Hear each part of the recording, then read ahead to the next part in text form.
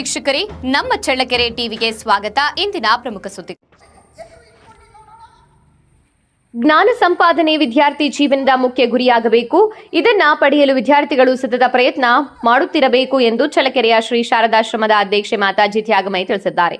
ನಗರದ ಹೊರವಲಯದ ಆದರ್ಶ ವಿದ್ಯಾಲಯದ ಆವರಣದಲ್ಲಿ ವಿದ್ಯಾರ್ಥಿಗಳಿಗಾಗಿ ಆಯೋಜಿಸಿದ ವ್ಯಕ್ತಿತ್ವ ನಿರ್ಮಾಣಕಾರಿ ಉಪನ್ಯಾಸ ಕಾರ್ಯಕ್ರಮದ ದಿವ್ಯ ಸಾನ್ನಿಧ್ಯ ವಹಿಸಿ ಅವರು ಆದರ್ಶ ವಿದ್ಯಾರ್ಥಿ ಜೀವನಕ್ಕೆ ಸಂಬಂಧಪಟ್ಟಂತೆ ಉಪನ್ಯಾಸ ನೀಡಿದರು. ವಿದ್ಯಾರ್ಥಿಗಳು ತಮ್ಮ ಸೂಕ್ತ ಶಕ್ತಿ ಚೈತನ್ಯವನ್ನ ಪ್ರಯತ್ನ ಏಕಾಗ್ರತೆ ಶಿಸ್ತುಬದ್ಧ ಆಲೋಚನೆಯ ಮೂಲಕ ಜಾಗೃತಿಗೊಳಿಸಿಕೊಳ್ಳಬೇಕು. ಪ್ರತಿಯೊಬ್ಬ ವಿದ್ಯಾರ್ಥಿಯಲ್ಲಿಯೂ ಮಹಾತ್ಮನಾಗುವ ಲಕ್ಷಣಗಳಿರುತ್ತವೆ. ವಿದ್ಯಾರ್ಥಿ ಜೀವನದ ಸಫಲತೆಗೆ ಪ್ರಾರ್ಥನೆ, ಧ್ಯಾನ, ಭಜನೆ, ಸದ್ಗ್ರಂಥಗಳ ಅಧ್ಯಯನ ಸಹಾಯ ಮಾಡುತ್ತದೆ. ಇವುಗಳನ್ನು ತಮ್ಮ ದಿನನಿತ್ಯದ ದಿನಚರಿಯಲ್ಲಿ ಭಾಗವಹಿಸಿಕೊಳ್ಳಬೇಕು ಮತ್ತು ಅವರು ಕಿವಿಮಾತು ಹೇಳಿದ್ದಾರೆ. ಕಾರ್ಯಕ್ರಮದ ಆರಂಭದಲ್ಲಿ ಪ್ರಾರ್ಥನೆ ಮತ್ತು ಭಜನೆಯನ್ನ ಯತೀಶ್ ಎಂ ಸಿದ್ದಾಪುರ ನಡೆಸಿಕೊಟ್ಟರು. ಉಪನ್ಯಾಸ ಸಭೆಯ ಅಧ್ಯಕ್ಷತೆಯನ್ನ ಆದರ್ಶ ವಿದ್ಯಾಲಯದ ಮುಖ್ಯ ಶಿಕ್ಷಕ ಅಶೋಕ ರೆಡ್ಡಿ ವಹಿಸಿದ್ದರೆ ಕನ್ನಡ ಭಾಷಾ ಸಹ ಶಿಕ್ಷಕ ರುದ್ರಮುನಿ ಅವರು ಎಲ್ಲರನ್ನ ಸ್ವಾಗತಿಸಿ ವಂದಿಸಿದರು. ಈ ಸಂದರ್ಭದಲ್ಲಿ ಆಶ್ರಮದ ವತಿಯಿಂದ ಪುಸ್ತಕ ಮಾರಾಟ ಮತ್ತು ಪ್ರದರ್ಶನ ಏರ್ಪಡಿಸಲಾಗಿತ್ತು. ಕಾರ್ಯಕ್ರಮದಲ್ಲಿ ಸಂಗೀತ ಶಿಕ್ಷಕ ಶಿವಯೋಗಿ ಸೇರಿದಂತೆ ಶಾಲೆಯ ಶಿಕ್ಷಕರಿಂದ ಹಾಗೂ ಸಾಕಷ್ಟು ಸಂಖ್ಯೆಯಲ್ಲಿ ವಿದ್ಯಾರ್ಥಿಗಳು ಪಾಲ್ಗೊಂಡಿದ್ದರು.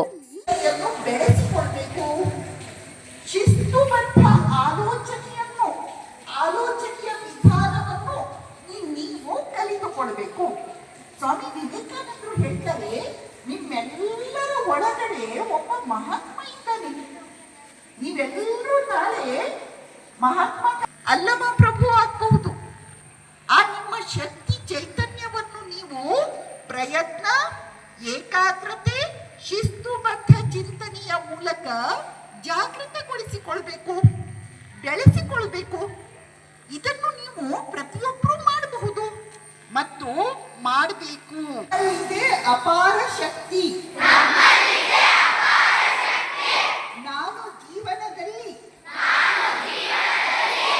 ಏನನ್ನು ಬೇಕಾದರೂ ಸಾಧಿಸಬಲ್ಲೆ. ನೋಡಿ, ಮುಂದಿನ ಸಲ ನಾನು ಬಂದಾಗ ಕೇಳ್ತೇನೆ, ಹೇಗೆ ಹೇಳ್ಕೊಟ್ಟಿದ್ದೆ ಅಂತ ಕೇಳ್ತೇನೆ, ನೀವೇ ಹೇಳಬೇಕು. ನೋಡಿ ಮಕ್ಕಳೇ, ನನ್ನಲ್ಲಿದೆ ಅಪಾರ ಶಕ್ತಿ. ನಾನು ಜೀವನದಲ್ಲಿ ಏನನ್ನು ಬೇಕಾದರೂ ಸಾಧಿಸಬಲ್ಲೆ.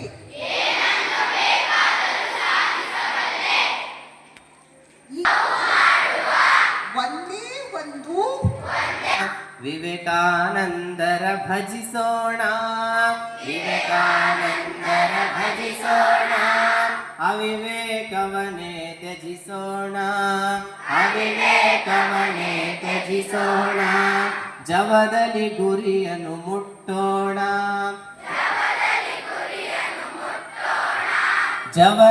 ಗುರಿಯನ್ನು ಮುಟ್ಟೋಣ,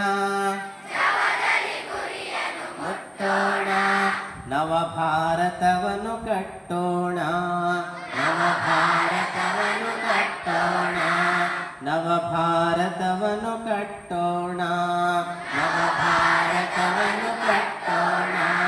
ಆ ಕಡೆ ಹೇಳ್ತಾ ಇಲ್ಲ.